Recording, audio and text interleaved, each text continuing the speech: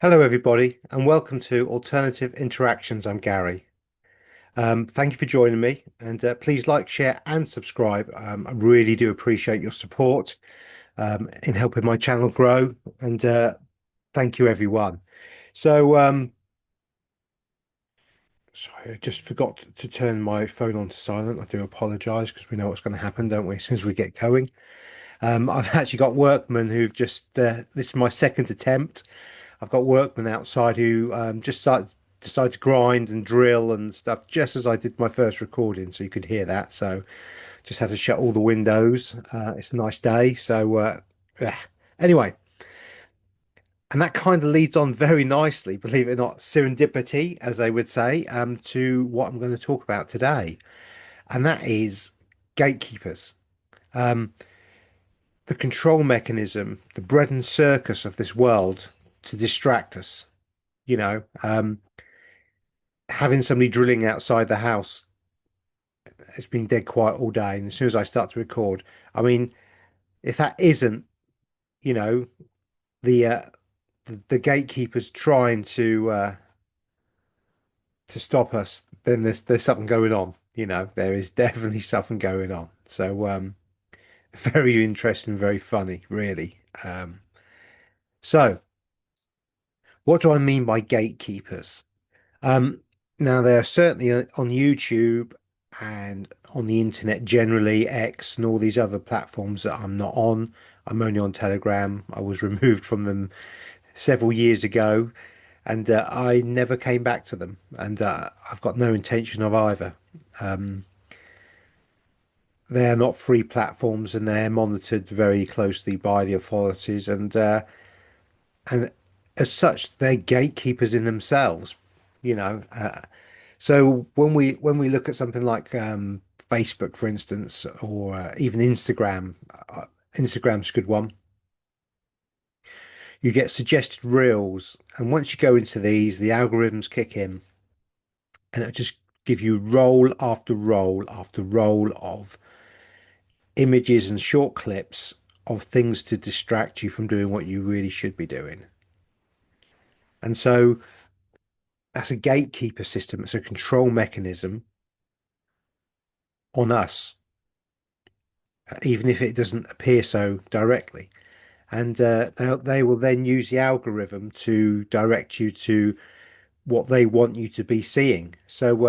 I might be looking at something on Instagram fishing wise, and then there'll be a few truther things come in. It might be something like a Jordan Maxwell, very good guy, very, very interesting guy. For those of you who want a bit of old school knowledge and somebody who really did do the work, Jordan Maxwell is certainly the man. There's some really interesting videos on YouTube and around, but I'll get some Jordan Maxwell videos, which is really interesting, and there'll be some little short clips of stuff, and then the algorithm will take me somewhere completely different, and then it'll start throwing up fear porn, as in it'll start throwing up news stories or stuff that I know is not true, or it'll start banging in AI stuff constantly into me, and when you're aware of that and you see that coming, you can stop it, but many people don't have the self-awareness to be mindful of that, to be fair. And th this is the thing. This is how they trick us. So certainly the social media systems. I mean, if you're just picking up social media to message someone, or you like me on Telegram, I use it as a tool.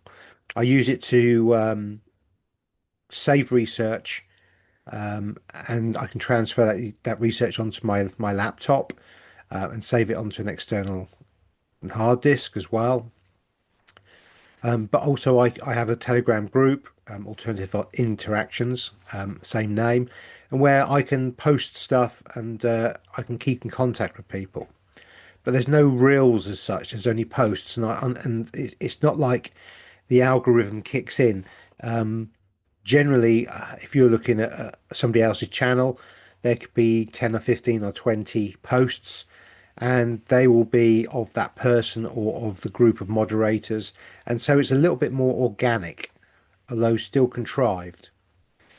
And what I mean by contrived is we see the same news stories going across all the platforms all at the same time.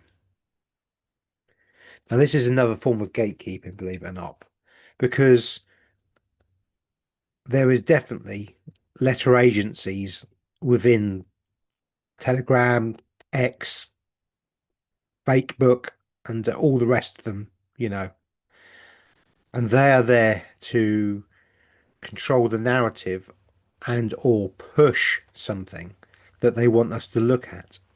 So when they push something for us to look at, what they're fundamentally doing is they're directing our energy flow. So where our attention goes, our energy flows. And so in a way, sorry, in a way, what they're doing is they are directing us to create the reality that they want. And some of these images are actually AI, and we believe they're real. And so that AI-ness, that fake, false narrative, the non-existent, is then observed by us, the creators, and then we can actually create that in reality. So that's how powerful we really are. We truly are that powerful, and they know it. Um, which is why they use the old bread and circus and the gatekeepers to keep us distracted. So obviously, the cyber world is very, very much of a distraction, but also it's a very, very valuable tool to us when we use it correctly with the discernment it requires, you know. Um, there's a lot of very, very good, excellent people on YouTube putting out top quality content. But the trouble is, there's 10 at least that do not, or they'll parrot what others are doing and copy it and claim it to be theirs. Um, so discernment is key to cyber world. What you're seeing, you know. I mean, as soon as I start watching something and it's got a fake AI voice, I turn it off. I'm not interested. Um, there's a handful of people that I follow, and if they do an interview with somebody else, that'll often take me on to somebody else to look at and see how much I resonate with them, what kind of content they've got. Um, and so it's a good way once you've got a few good solid, what I call good solid content providers, to be able to follow them and see who they pair up with, especially if you resonate with those people and your frequency bonds and you like what they're doing. So there is that part of the gatekeeping of the cyber world of the information. And when you start seeing, like I said before, the same story on multiple platforms all at the same time, you then have to ask yourself, is this genuine, or is this a push, or is this a deflection?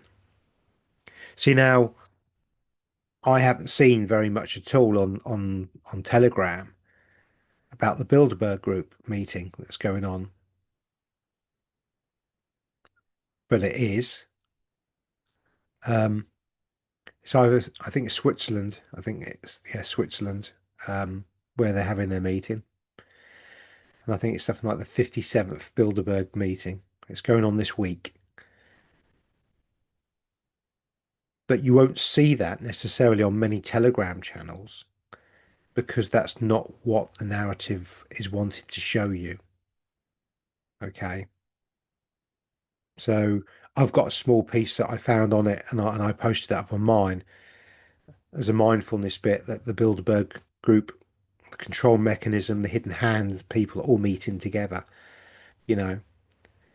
But it's very interesting because when the WEF meet up, we get an awful lot of alternative media going there. I'm not certain I'm seeing too many alternative media going to the Bilderberg group, certainly not videoing it and doing what they should be. Now, I could be wrong because I obviously have a limited scope. So, if any of you guys have actually seen or can say, "Oh yeah, no, real raw news is covering it and they're doing the full works," that's very interesting. Well done. I doubt it.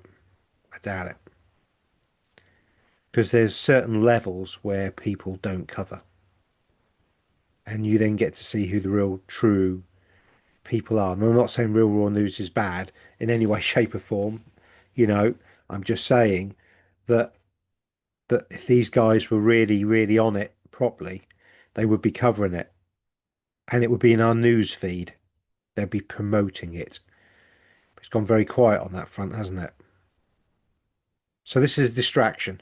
You know, it's the look over here, don't look over here. It's that control mechanism of gatekeeping. Now, another real big one, and one that was brought in many years ago, so we're told, via the Colosseum and the Roman games, is the bread and circus. It's our sports. We work, or many people work long hours, particularly men, and women, but men, I'm talking about working in jobs that are sometimes certainly more physically demanding, and I'm not being sexist there in any way, shape, or form. I know many very, very accomplished female carpenters, electricians, and but in this truther movement, 90% of the truthers are female and only 10% male. So there has to be a reason for that. Okay. So men are obviously working generally. You don't get that many single parent male parents. I was for a while, but you don't get many. But you tend to get, and I'm talking about the nuclear family here, the classic nuclear family, which we should be, which we should be. I mean, either the lady or the man should be able to go out, not both, and earn a living wage that supports the entire family so that one of those parents can be there to bring up the children, look after the house, and do all the bits and pieces needed. And obviously we know that's been taken away. So we have men working, okay, but men are very easily distracted. So the men will be working 40, sometimes 60 hours, like I used to at times. Easily do 60 hours in a week when I was younger. And you're tired. And when you get back, all you want is a beer or a glass of wine. Don't drink any more, but that's what I used to do. And I would sit in front of the television, eating junk food, watching sports. And the sports was my distraction and me getting out of the reality of my quite toxic existence at that time. Now, men's brains, and I understand men's brains obviously, are quite simple. And a lot of men don't really think about a lot. To be fair, we can sit there, sit down, and just like switch off, do a bit of daydreaming, think about going fishing or the sports again, the sports, whose favorite football team or the Formula One or whatever, baseball, American football, soccer, whatever you're talking about. Yeah. Men will be thinking about that, and they'll be having conversations about their favorite soccer player or their favorite F1 driver. And if there's a little bit of controversy, they'll be onto the phone with their mates and they'll be talking about it for days. What a wonderful distraction. But the female mind seems to work slightly different. And they seem to have more of an inner monologue. And you lovely ladies, the female femme, you are so switched on compared to men. I mean, unbelievably so. And you will question and you will be cynical about certain things because your reality and the way you see things is completely different to men. And that's a good thing.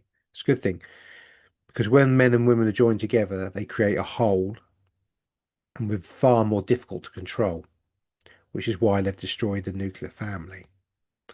Another distraction. Um,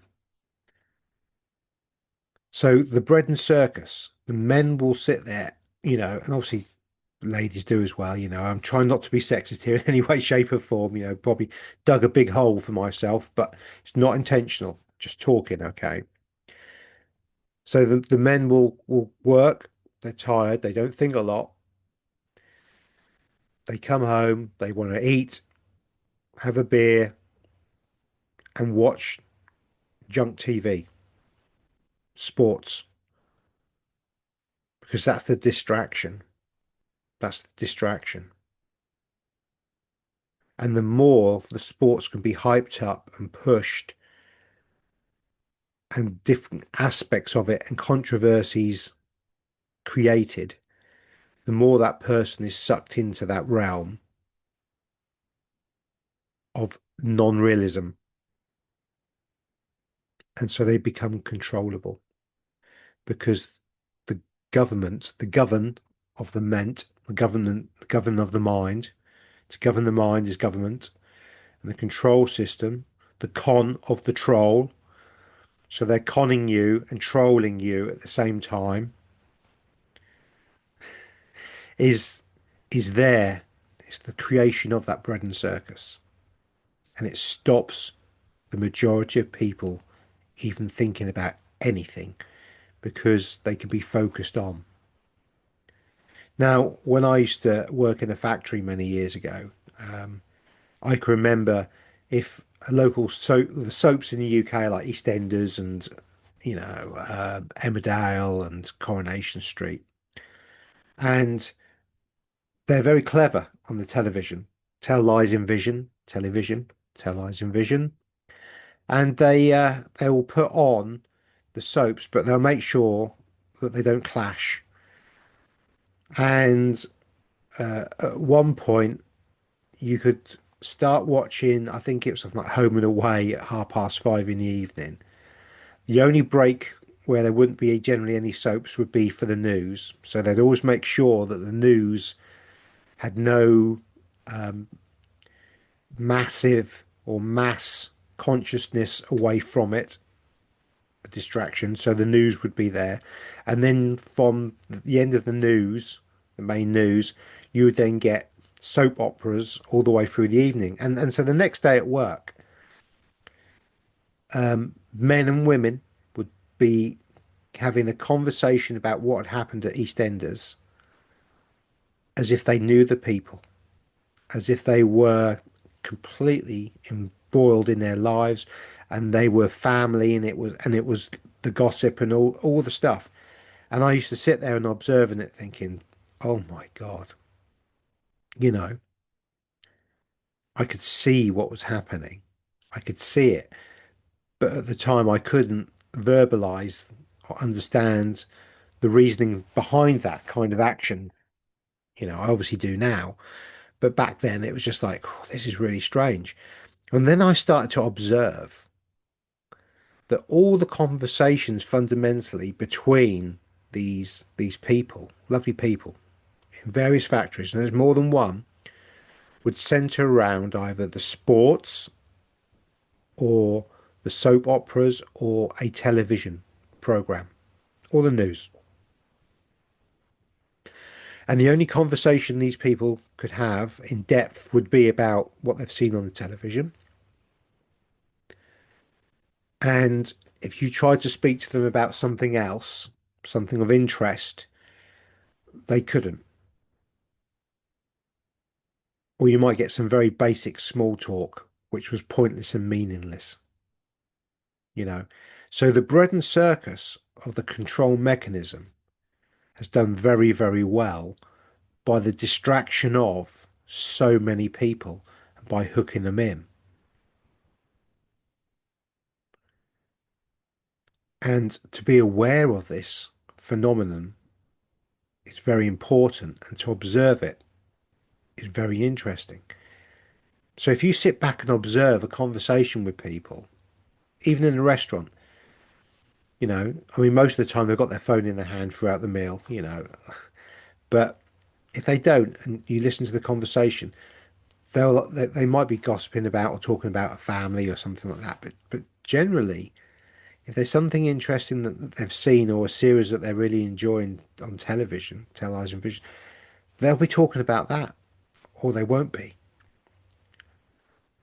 But they're not curious about the outside world, or they're just too damn tired because of that other playbook that I mentioned just recently, the attack on the nuclear family, the original American dream, in fact, that the Americans were sold,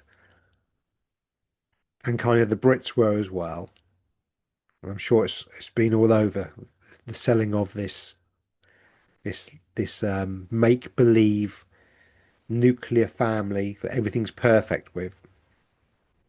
But what they did is those in control, those parasites, slowly removed and drip, drip, drip, drip away the money purchasing power.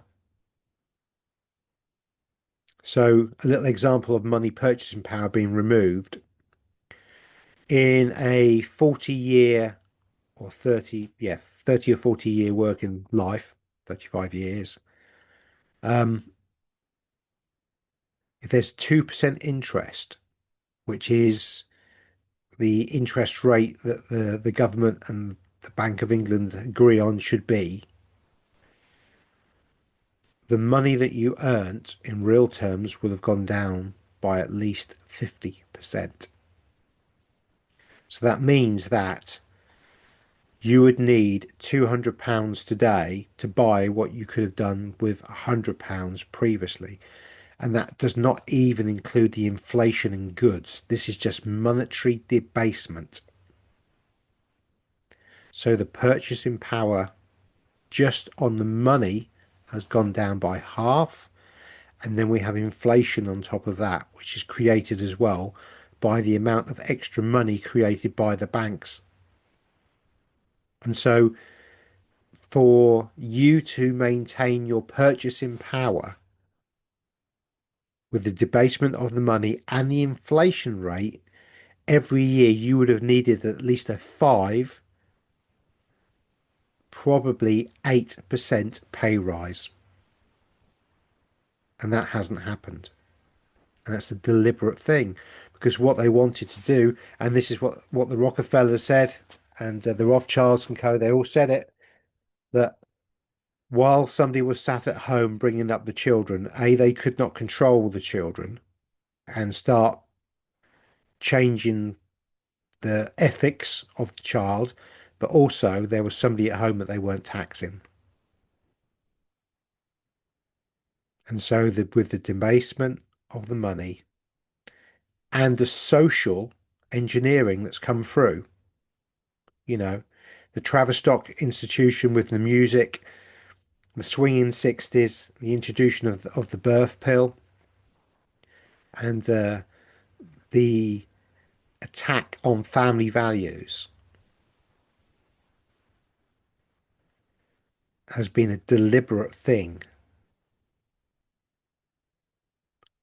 and it's designed to get both partners, two people working, never seeing each other, never having those proper conversations, not bringing up their children, going to school to be schooled, to be brainwashed into the collective consciousness, and even childminders, bringing up your child after school clubs, breakfast clubs, because the parents are having to work so many hours to maintain a house, food, and everything that goes with it. This is a deliberate part of the control mechanism of the bread and circus, the gatekeeping. And when you put all of what I've said together, it creates exactly what we have, a society of non-critical thinking people in the general, obviously not you, the FEMI, but in general, we have a non-thinking, critically mass of people that have been schooled and told that by repeating a fact that was created and made up and has no reality in the world of what really happened, that they can be given a qualification, a letter that somehow makes them superior to anybody else and will give them better chances of earning, getting a job with better pay. Well, in the United Kingdom currently, we have university students who have graduated with degrees who can't even get jobs in McDonald's. You know, A-level students that have passed their A levels have not been able to get jobs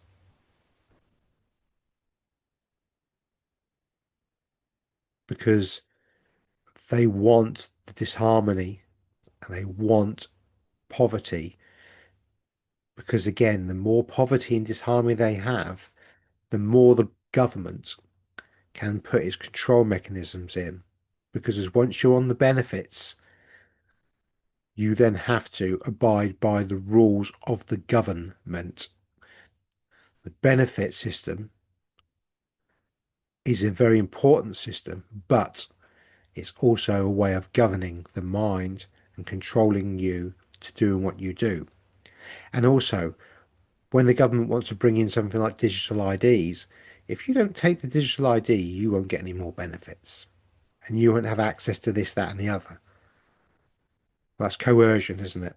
That's a forced control mechanism upon the person, which is all part of the gatekeeping.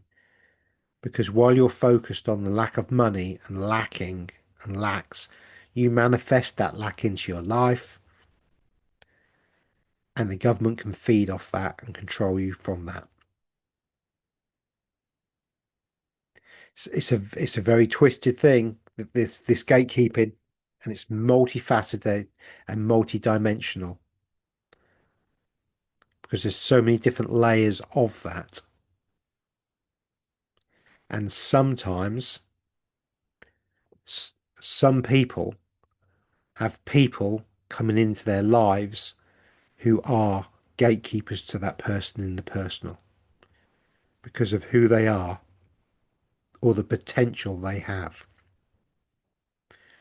And so the system will create narcissists, controllers of the person, of the personal, who will try and control that person to stop ascending and doing the critical thinking, and that person will put them down.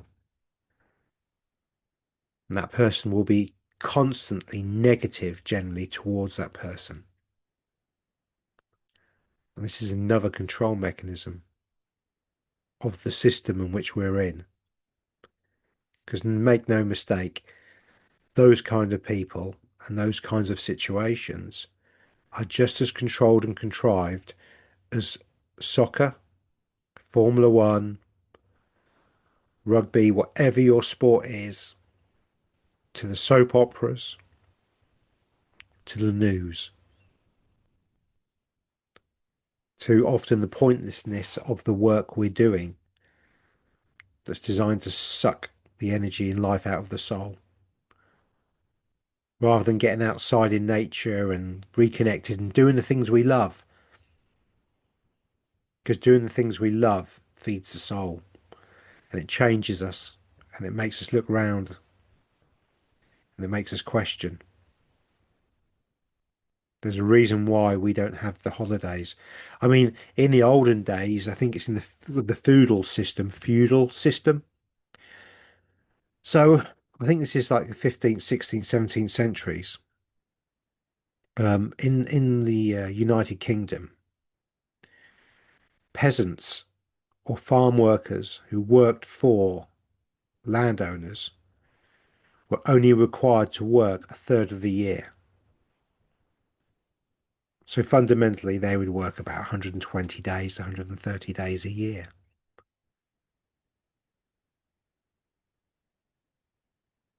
You're working 5 days a week, and then with the house and everything else, that's a 6 day or 7 day a week work. And if you're lucky, you get a week off, or 2 weeks, or 3 weeks, maybe 5 weeks holiday in a year. But you've got no money to go anywhere and really enjoy it. And if you've got children, that time is used in your own childcare, often having to take holiday separately from your partner to save costs on the childcare. And yet, hundreds of years ago, people were given 2/3 of the year off. No one starved. There was no problem.